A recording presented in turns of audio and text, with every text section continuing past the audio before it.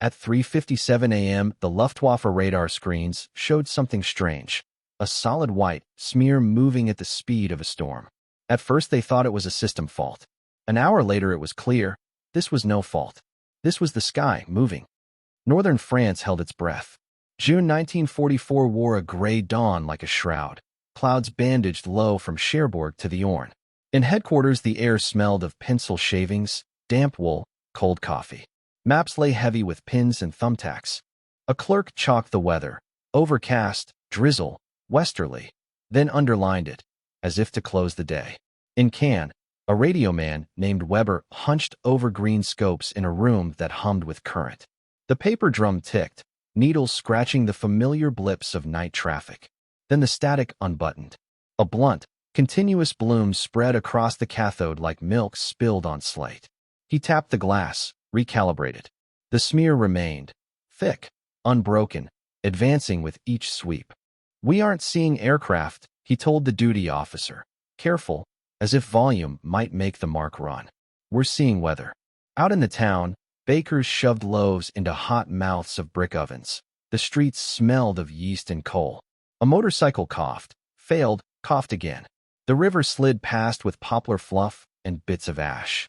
Across the channel, airfields glistened under floodlights. Hangar doors yawned. Briefings shook the glass in their frames. Maps were chalked with bridges and causeways, code words written so square they turned jokes into orders. Mechanics signed off in grease, initials, dates, tiny prayers, and thumped cowlings with gloved knuckles. "Today," the commander said, closing his folder like a verdict, "the sky will be ours." Engines coughed, caught, harmonized into a rolling chant that seemed to speak one word: now. Propwash combed the grass flat.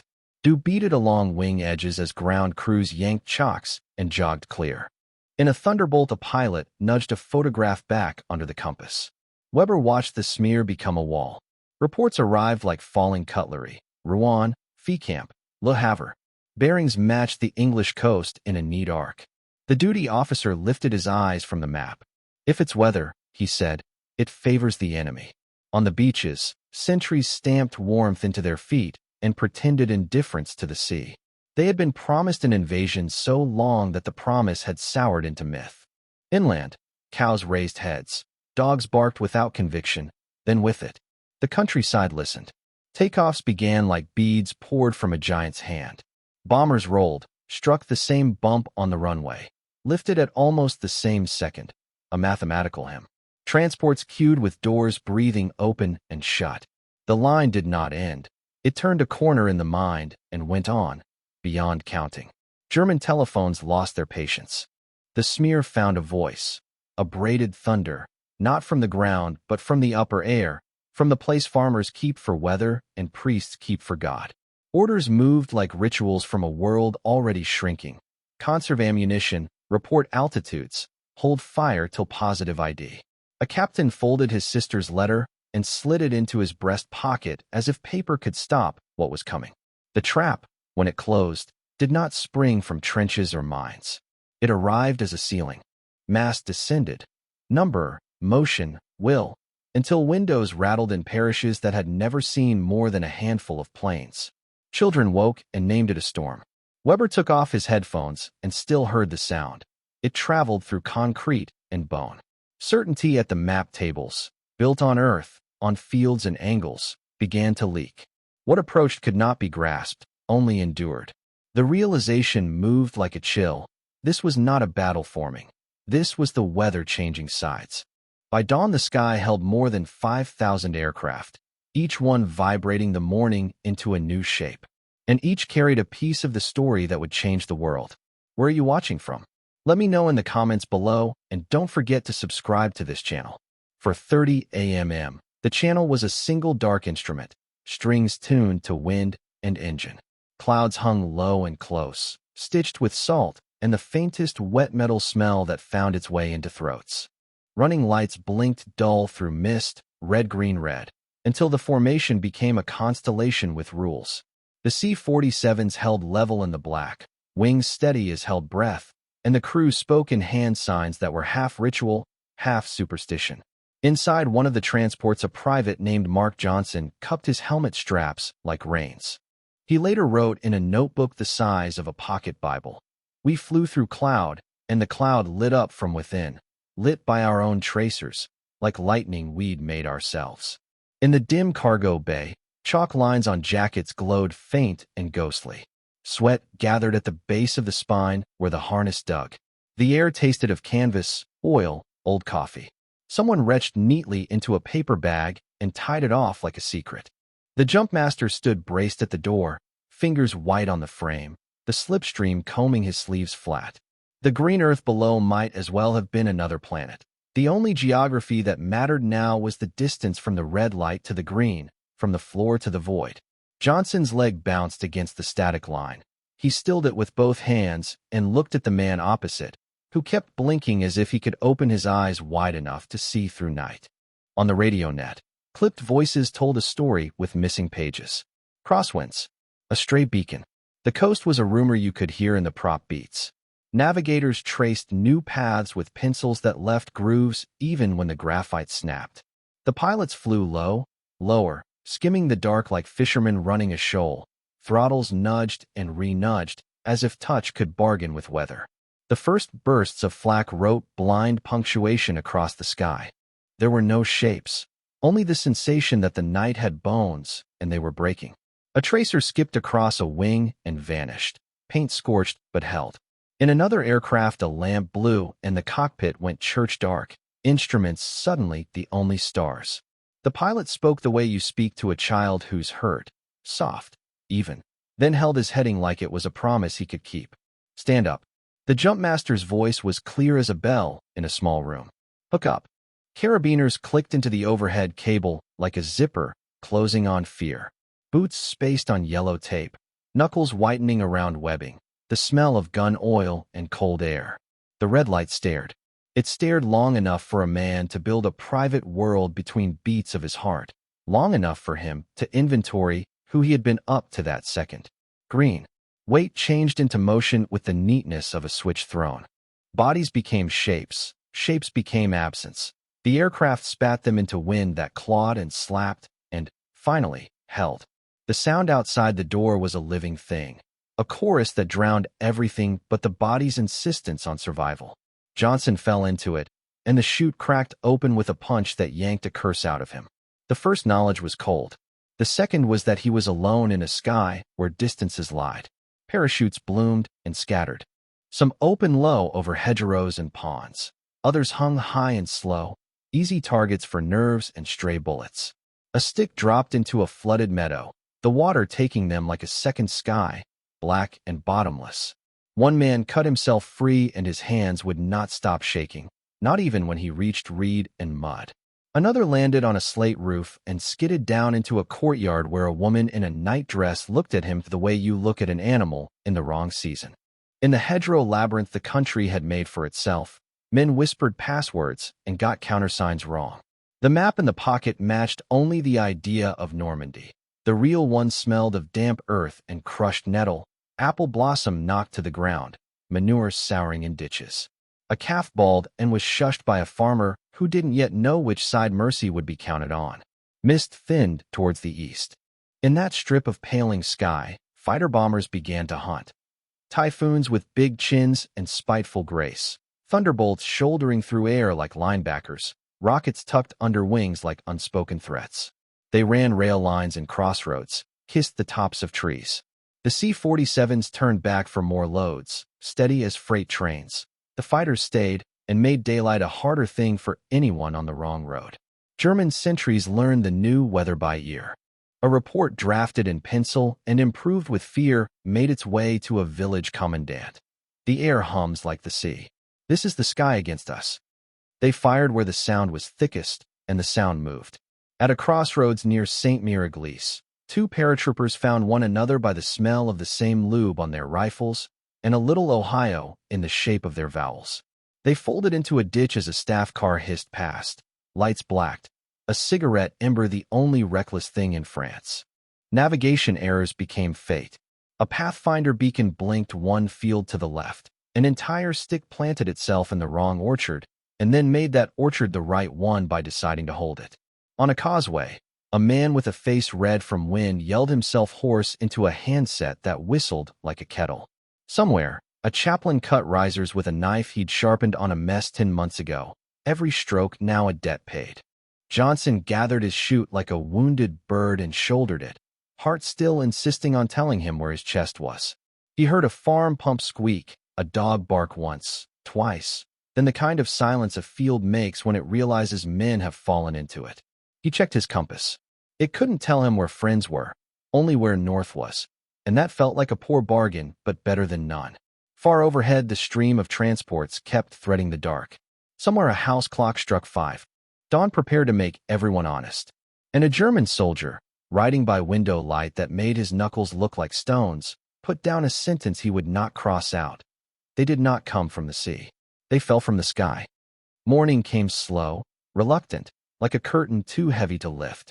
Between 6 and 7, the coast of Normandy stopped being a map and became an anatomy, flesh, bone, smoke. The sea was bruised with oil slicks. The air smelled of salt and iron. Fog rolled low, thick enough to taste, carrying the bitter tang of cordite and the sweetness of burning wheat. From Cantabayou, the sky flickered with orange veins. It looked alive. Above that trembling horizon came the bombers. Lancasters, B-17s, B-24s, each dragging its own shadow across the clouds.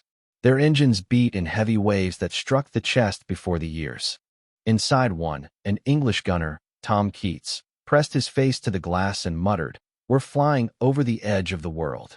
Below, the coast was gone, erased by smoke. The sky itself had become their compass. In the bunkers, men shouted orders that vanished into thunder. Sand sifted from the ceilings, paint blistered from heat. A German artilleryman, Schult, 19, swung the barrel of his .88 by instinct. Fewer, the recoil shook his bones. He didn't know if he hit anything. "We fired blind," he wrote later. "We saw no planes, only sound." Bombs fell by the hundreds. The ground split and folded, trenches collapsing like paper. For seconds at a time, the fog seemed to burn, glowing like a furnace behind the smoke. The earth rose and fell as if breathing through pain. In the air, American pilot Bill Gardner clenched the control column until his gloves squeaked. The B-24 quivered, metal groaning under strain. Below was the sea, above the clouds, and between them, hell. His bombardier, a kid from Michigan, counted down. 3, 2, 1. Gardner never heard the release. The noise outside swallowed everything. When he looked back, another plane half a mile away turned into a black flower of fire. No parachutes, just debris, dark against the orange light. Fragments rained on both sides. Burnt fabric, metal shards, scraps of maps that fluttered briefly before sinking in mud. To soldiers on the beaches it looked like weather gone mad, black petals drifting from the sky. In Sainte-Marie-du-Mont, a woman hiding under her stairs reached toward the window. Her fingers came back wet with oil. Only then she realized it wasn't rain. By 6:45, visibility was gone. Smoke and fog thickened until day itself felt drowned. Gunners fired by instinct, muzzle flashes lighting their faces in snapshots of terror. One man wiped his rangefinder lens. It smeared instead. "Aim at the sound," the sergeant ordered. All the sound. All of it. Above, confusion ruled. Flares drifted off course. Radios spat static. Bombs dropped too early, too far, sometimes on their own lines. Gardner glimpsed a typhoon slicing beneath his wing, rockets flashing out, and then saw a second explosion. His tail gunner's turret had vanished. The air changed color. Smoke and moisture turned bronze, swallowing all distance. Inside it, everything looked near until it wasn't. Keats later swore the sky felt alive, breathing against the glass of his turret. "It was watching us," he said. On the ground, Schult crawled from his dugout. The sound never stopped. He saw a shard of shrapnel smoking in a tree and thought, "This is the earth speaking." Around him, dunes had become pits. Men moved through them like ghosts. Somewhere a field gun burned quietly, its barrel glowing red. Gardner's bomber turned north, fuel low. Through the quivering fuselage, he saw only vertical columns of smoke. The land seemed to boil. He wondered if anything could live in that, and then remembered there were still men down there, crawling through fire. At 7:10, the bombing stopped, not because targets were destroyed, but because the sky was too crowded to continue. Engines crossed paths within meters. Radio silence turned to chaos. The last wave dropped its load at random and vanished west, engines fading like heartbeats behind the smoke. For a moment, silence tried to settle, but it was the wrong kind. It pulsed. The air stank of oil and hot iron. A cow wandered from a collapsed barn, its hide gray with ash. It stopped beside a crater full of black water, steam rising from its surface. By 8 o'clock, Normandy had no sky left, only a dark ceiling where the world above and below had fused. Through that burning haze, far beyond the clouds, another wave was already forming. And this was only the beginning. Between 7 and 9 that morning, the sky above Normandy was no longer a place. It was an engine. Every vibration, every shout, every radio burst fused into one metallic roar. In the underground Luftwaffe command post near Cannes, the walls trembled as if the air itself had weight. Dust drifted from the ceiling with each explosion miles away. Maps shook on their pins. The smell of oil, sweat, and ozone filled the room. Major Klaus Reinhardt leaned over the microphone, voice raw. "Where are our fighters? Why don't we see them?" Static answered. Then, faintly, a voice half-eaten by interference, radio dead. "They're jamming everything." The line went flat. No hiss, no heartbeat. Silence, the cruelest kind. Reinhardt stared at the receiver, unwilling to believe silence could be that complete. Outside, clouds rolled like smoke from a forge. A lone Spitfire cut through the haze, its wings flashing silver. Lieutenant James Carter flew low enough to see waves breaking over landing craft. "I've never seen the sky so alive," he whispered into his mask, "and so terrifying." Above him, Allied bombers streamed in endless rows, living architecture of noise and motion. Below, the beaches bled fire and men. In the German bunker, operators wrestled with dead radios. Needles quivered without reason. Frequencies overlapped until the room sounded like 1,000 ghosts screaming through tin. One officer tore off his headset, blood darkening the skin behind his ear. Another kept writing on scraps of paper that no longer mattered. Every message arrived too late to mean anything. At 7:40, the first Focke-Wulf 190s and Messerschmitt 109s clawed into the air. Their takeoff was a small act of defiance. Engines coughing, propellers kicking up grass and dust. For a moment the base felt alive again. Mechanics waved them off, shouting through the thunder. Then the horizon erupted. British and American fighters spotted the climbing dots and dove like hawks. Cannon fire tore white lines through the morning. One German plane burst into flame before its wheels even retracted. Another spiraled down, trailing smoke that painted the clouds.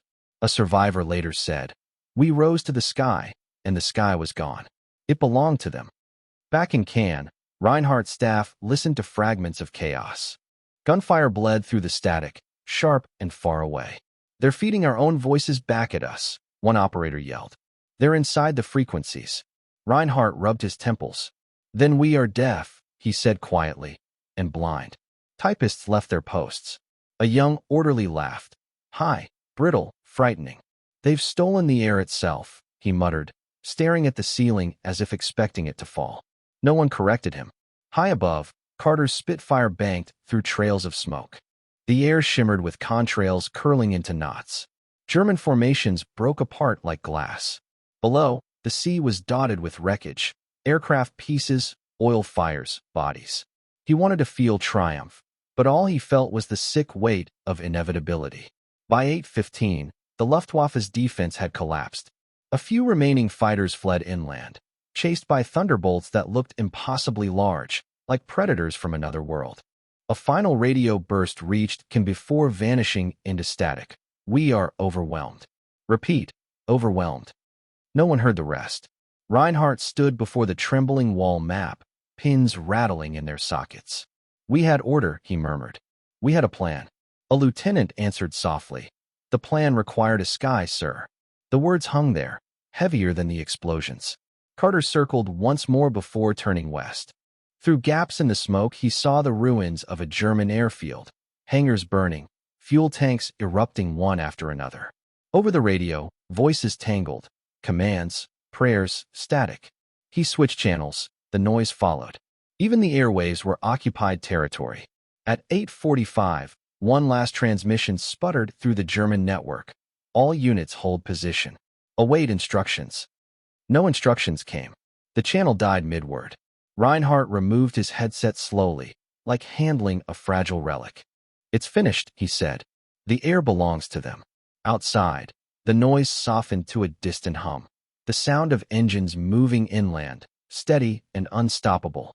For the first time in years, the Luftwaffe had no sky to command. Within hours of the invasion's beginning, Germany's greatest weapon, coordination, had ceased to exist. The war in the air ended before they even understood it had begun.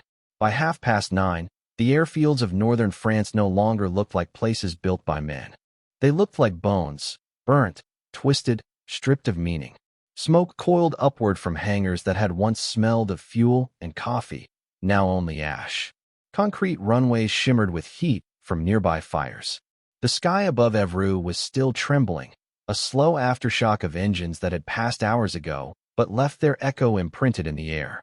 Captain Otto Weiss sat on the edge of a crater, his headset around his neck, his hands black with grease. He could still hear phantom voices in the static. Someone behind him shouted for fuel trucks, though everyone knew there was no fuel left to move. The tanks had been drained days earlier, rerouted to the armored divisions near Paris. "We have aircraft," Weiss said quietly, "but no sky to give them." Inside the command hut, papers were scattered like snow, weather reports, sortie schedules, all useless now. The phone lines were dead. Outside, the few surviving pilots stood waiting beside their machines, faces smeared with soot. The airfield had become a stage where nothing would start again. At 9:45, a new sound rolled in, low, predatory, familiar. Thunderbolts. The Americans came in from the west, flying low enough for the pilots to see the fear on the ground. One mechanic tried to wave a red cloth, but the gesture disappeared in a blur of tracer fire. Bullets tore through fuel drums. Flames rose in sheets.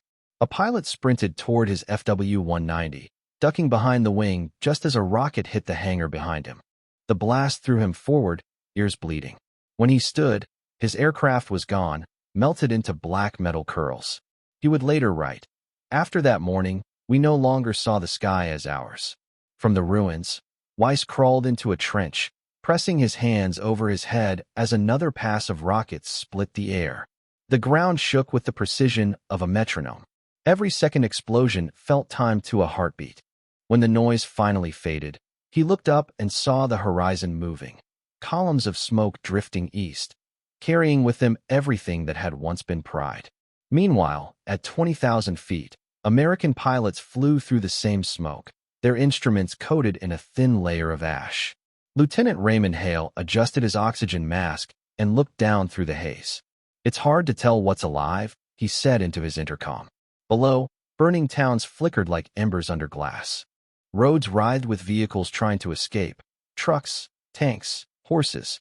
To the airmen, they looked like lines on a map slowly erasing themselves. A pilot to Hale's right broke radio silence. "They're done. Look at them burn."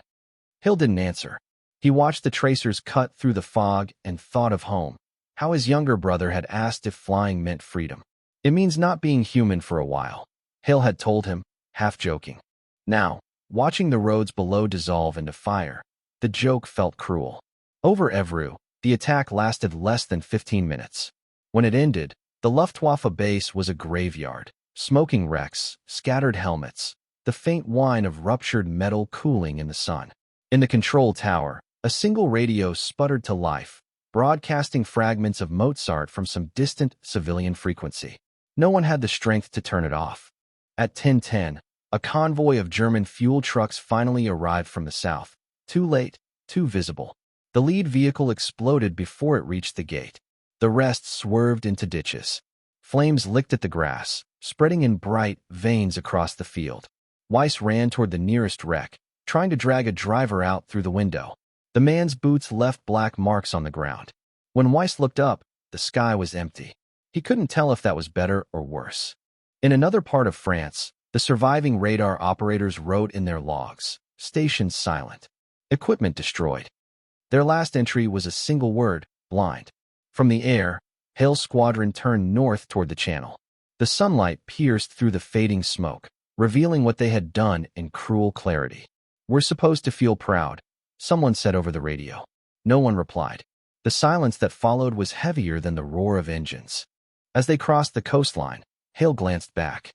Behind them, the fields burned in perfect patterns, neat as grid lines. It looked almost organized, as if destruction itself had been planned. He thought of the German pilots on the ground, men his age, maybe younger, and for the first time since dawn, his hands trembled on the control stick. In the ruined base below, Weiss found a piece of metal shaped like a wingtip and turned it over in his hands. It was still warm. Around him, the surviving crewmen gathered in silence. Somewhere beyond the smoke, church bells rang, distant, mechanical, absurdly calm. "We were supposed to be ready," someone muttered. Weiss didn't answer. Readiness had become a word with no meaning. By 11, the fires had begun to choke themselves out. The air smelled of oil and scorched grass.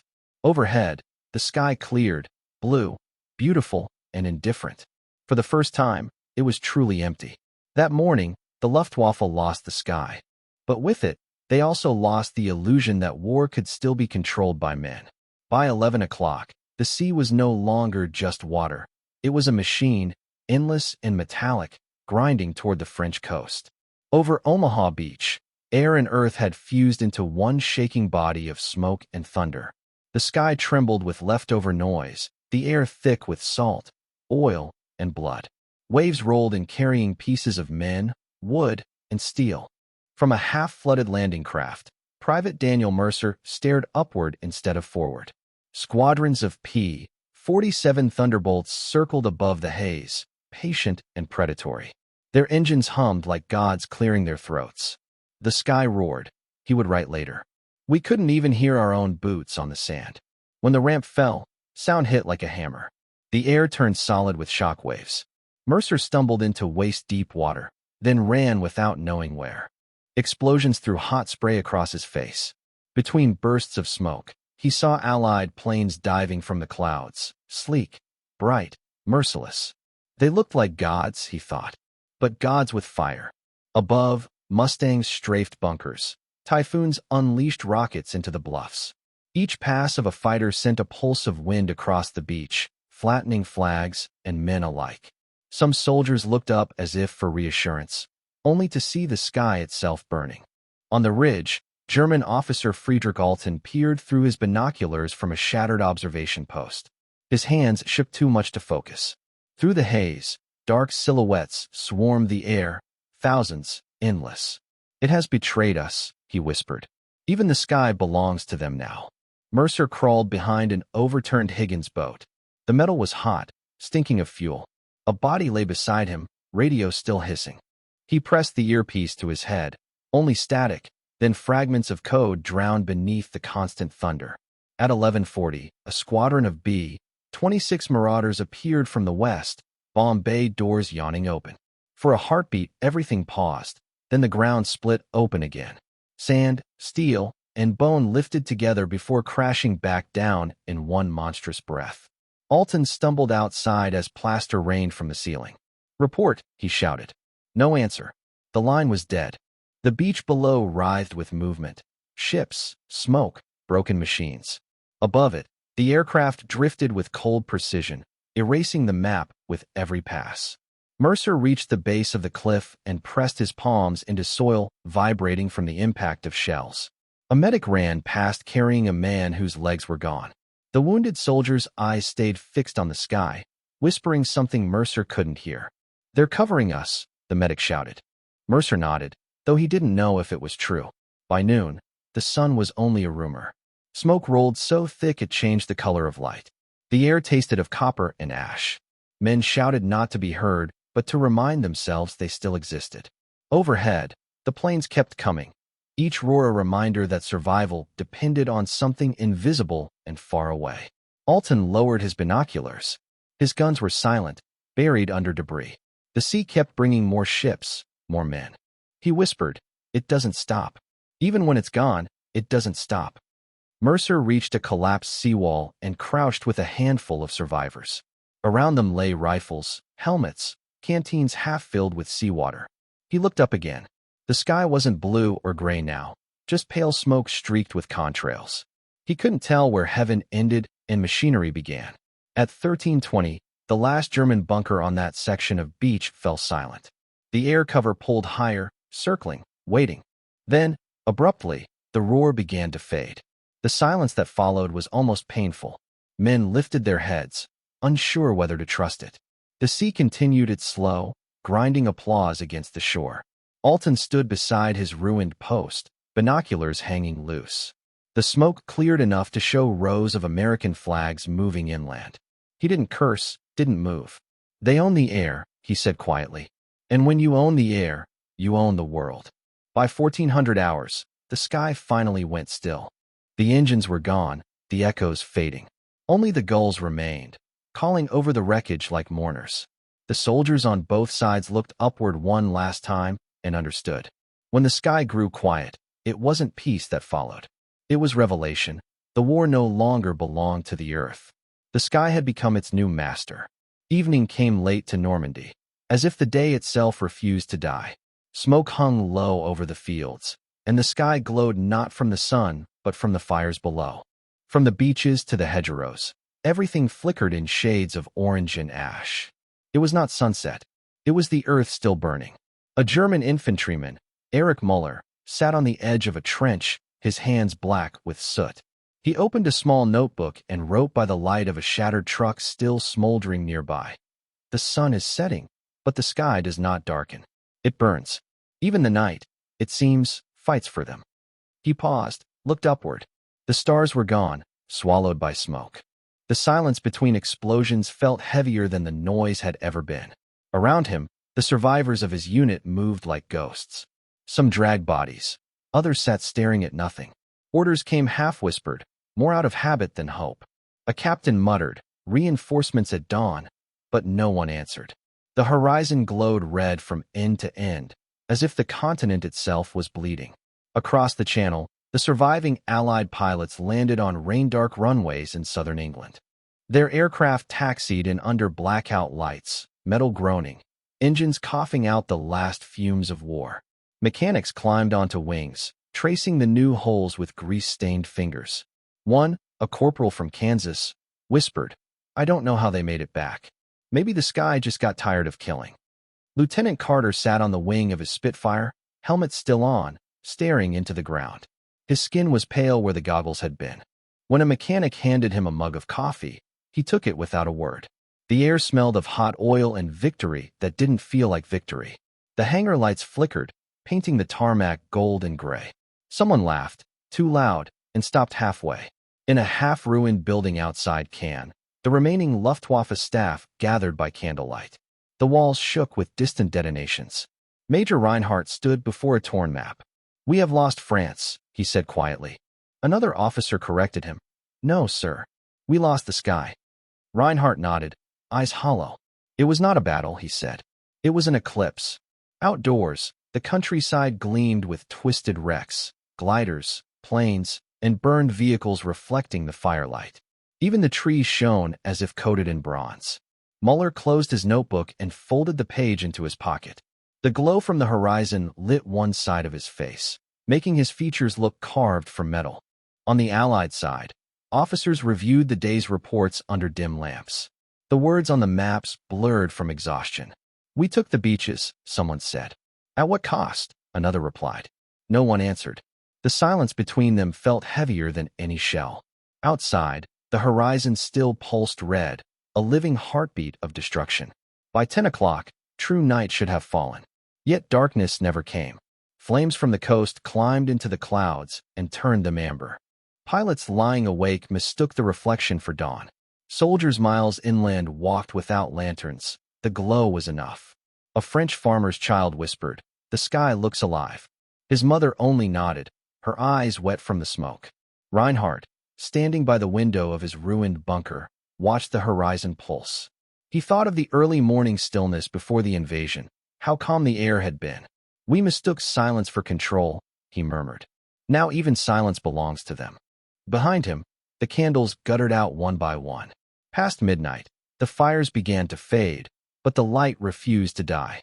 It lingered above the coast like a bruise, vast and slow.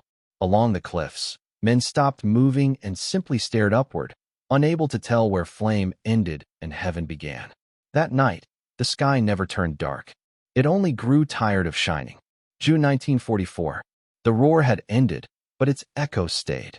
Across Normandy, the sky was quiet for the first time in days. Yet the silence carried its own weight, a silence that pressed against walls, hearts, and sleep. The air still smelled of iron and burnt earth. The wind, when it came, moved gently, as if afraid to touch what was left. At a field hospital nearby you, rows of tents shimmered in the afternoon heat. Flies buzzed over trays of morphine syringes. Nurses moved between cots like shadows. One of them, Lieutenant Helen Ward, later wrote in her journal, "They returned and said nothing. I tried asking what they'd seen, but the words never came. Some just stared at the canvas ceiling, others at their hands. It was as if the sky had followed them back here." The pilots lay on stretchers, uniforms streaked with oil and smoke. When they slept, their hands twitched, still gripping invisible throttles. One man woke screaming, shouting coordinates, then fell back into silence. Another refused to remove his helmet, saying the noise outside felt too empty without it. At a nearby airbase, mechanics worked without speaking. The hangars smelled of hot metal and rain. P-51 Mustangs stood in neat lines, their fuselages scarred and blackened. Lieutenant Raymond Hale, his flight jacket still damp with sweat, gave a half-smile to the crew chief and said, "I didn't see the enemy today. I saw motion. Endless motion. We weren't fighting men, we were fighting the sky itself." That night, the base dining hall was almost full, but nearly silent. A radio played faintly, the voice of an announcer describing success in measured tones. "The landings have been secured. Our air forces dominate the skies." The men kept eating, spoons scraping enamel plates. No one applauded. Victory was a sound they no longer trusted. Miles away, in a makeshift Allied headquarters near the coast, officers reviewed after-action reports. Numbers covered the pages: targets destroyed, aircraft lost, sorties completed, but none of it captured what the airmen had seen. A young intelligence clerk looked up and asked his superior, "So it's over?" The colonel closed the file and replied, "No, we just ran out of sky." In another tent, a German officer sat on a folding chair, hands bound, his uniform torn and blackened. An American interpreter offered him water. He took it, drank, then said in perfect English, "Your planes, they were not just flying. They were everywhere. Even when they weren't, we heard them." He paused, staring at the dirt floor. "We thought we were fighting soldiers, but we were fighting sound, wind, and light." The interpreter didn't answer. There was nothing left to argue. Back at the hospital, Helen Ward made her rounds by lantern light. The patients talked in fragments, about the smell of fuel, the way the sky changed color when the bombs fell, the silence afterward that felt worse than the noise. She tried to comfort them, but even her voice seemed small, fragile against the weight of what they carried. Outside the tents, the night was clear at last. The moon shone over the distant sea, pale and indifferent. For the first time since the invasion, stars were visible. Some soldiers looked up, almost surprised to see them. A mechanic lying on a patch of grass whispered, "It's strange. It's the same sky, but I don't trust it anymore." Hale walked to the edge of the airfield, boots crunching on gravel. Planes rested in rows behind him, silent giants under canvas covers. He looked east, where faint flashes still pulsed over the French coast. The war hadn't ended, only changed shape. He thought about what it meant to own the sky, to use it as a weapon, to make it scream. And he wondered what it had taken from those who ruled it for a single day. Inside the hospital tent, one of the wounded pilots stirred in his sleep and whispered through cracked lips, "Still flying, still falling." Helen leaned over him, brushed dust from his forehead, and whispered back, "You're on the ground now." But even as she said it, she could hear the faint echo of engines somewhere far away, or maybe only in her head. By morning, the sea fog returned, soft and gray, wrapping the camp in quiet. The world looked calm again, deceptively so. Men shaved, repaired boots, wrote letters home. Life resumed, though the air still trembled with memory. In the silence that followed, no one cheered. No one cried. The only sound left was the distant hum of wind across the runways, steady, endless, almost human. For the first time, they understood. The sky could be both battlefield and prison. July 1944. London. The war rooms smelled of tobacco, ink, and sleeplessness. Ceiling fans turned lazily over rows of officers bent across maps covered in red threads and black pins. Outside, the city carried on as if nothing extraordinary had happened, but inside these walls, the weight of the numbers was unbearable. Typed reports from Normandy arrived by courier, crisp, official, merciless. One sheet listed only two figures. Allied sorties, June 6, 14,674. German sorties, 319. No adjectives, no sentiment, just arithmetic that described the end of an era. A British analyst underlined the totals and murmured, 14,000 to 300. It wasn't a battle. It was a surrender written in the sky. In another office, across the channel, the remnants of the Luftwaffe were trying to make sense of their defeat. The archives of the French sector were being packed for transport east. Between piles of folders, a sergeant found a letter, unsent and water-stained. It was addressed to Mean Family. The handwriting trembled. "We no longer fight an army," it read. "We fight a machine built by the sky itself. When it moves, the world moves. When it stops, everything falls silent." The letter was never mailed. The man who wrote it disappeared somewhere near Cannes.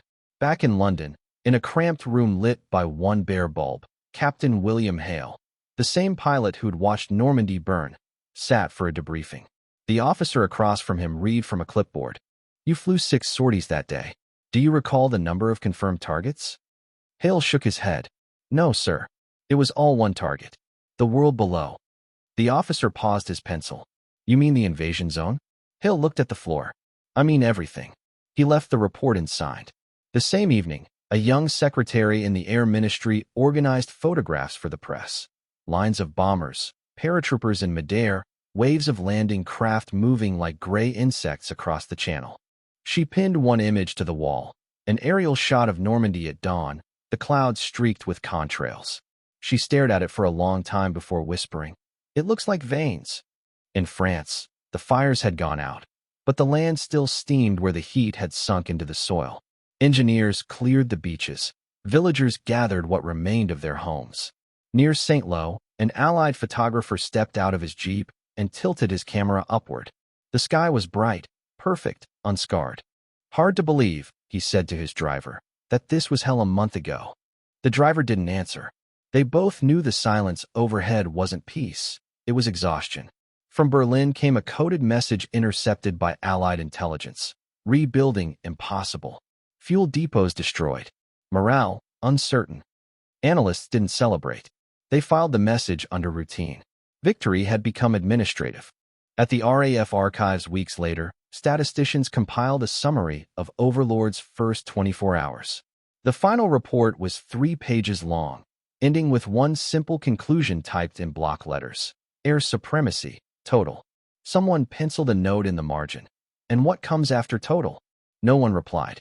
On a quiet Sunday in late July, Hale flew again, this time not in formation, but alone, ferrying a reconnaissance plane back to England. As he crossed the channel, he glanced down at the coastline that had once burned brighter than day. Now it looked peaceful, even ordinary. He flew low enough to see farmers plowing new fields where the landing zones had been. Children waved from the roadsides. The sea glittered calmly, as if it had never known the taste of oil and blood. He throttled back and let the plane drift over the water, tracing the faint line where dawn met the tide. "It's over," his co-pilot said softly. Hale nodded but didn't speak. In his mind, he still heard the chorus of engines, the breathing of thousands of machines that had turned the sky into a weapon. He wondered if the world would ever again look small enough to hold. That night, in a briefing room lit by cigarette smoke and fatigue, a senior air marshal addressed his staff. "The age of ground war is ending. The next war will be decided before it begins, up there." He pointed toward the ceiling. Though everyone understood, he meant something far beyond it. The war would grind on for another year, but the story of the sky was already written. It had begun at 3:57 a.m. on June 6th, when radar screens showed a single white smear over France. And it ended here, in the quiet, with men realizing that their victory had come at a cost they could not name. Months later, an Allied correspondent published an essay titled "The Day the Sky Went to War." The last line read, "When 5,000 planes rose into the dawn, mankind believed it had conquered heaven. But that morning, the sky reminded us, it can fight back." The numbers stayed in the archives, the photographs faded. Only the memory remained. The sound of wings, the trembling of air, and the uneasy truth that for one day, the heavens themselves had been human.